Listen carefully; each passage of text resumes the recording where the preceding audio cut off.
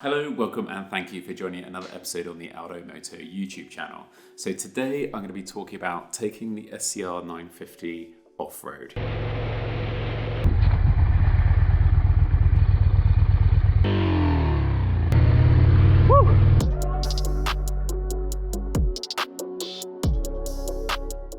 So I've come back from the Mali Rally and we did a lot of B roads.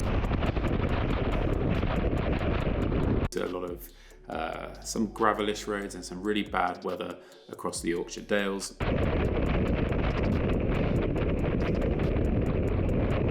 Some really inclement weather in Scotland. And some of the areas that I looked at to explore were kind of tricky, especially during my first few weeks as a rider.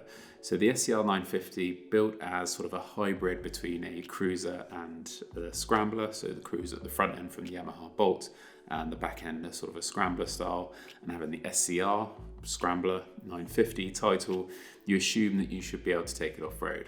However, the manual suggests that on page 2-2 of the manual, clearly states that this motorcycle is designed for on-road use only and is not suitable for off-road use.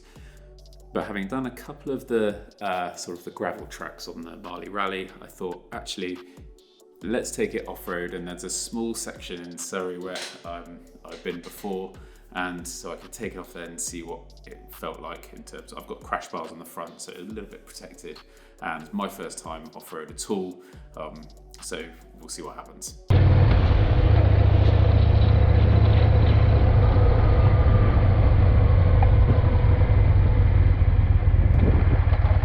So this is the sort of the road going up to the approach into the woods. It's only about a 100 metre or so off-road piece, so it starts really nicely, and this is about sort of 3-4 o'clock in the afternoon.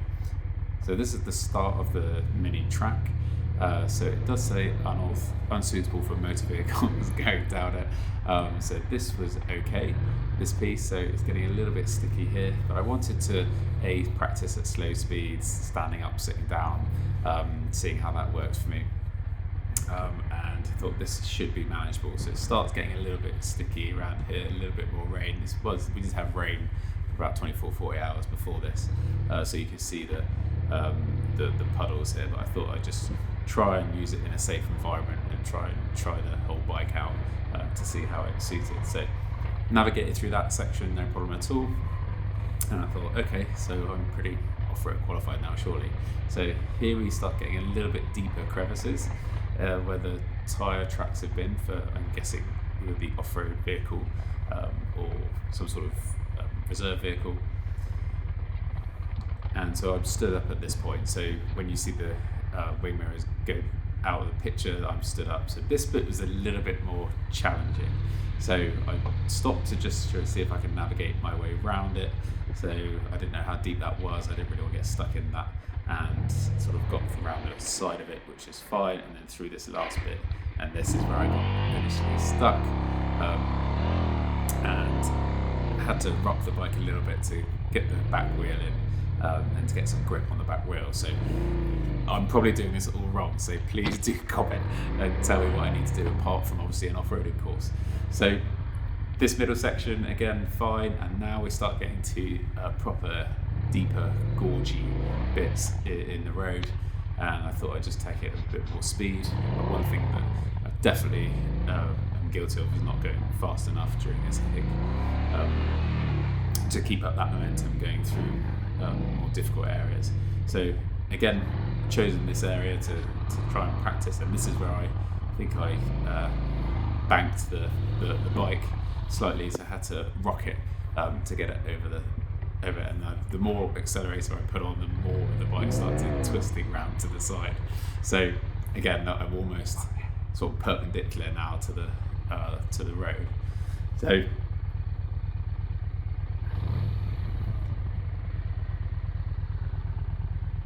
I think I got off at this point, and tried to manoeuvre the bike itself over this top piece, which I managed to do, and I think I hit the wing mirror here. So the wing mirror is now loose, so it's all goes pop.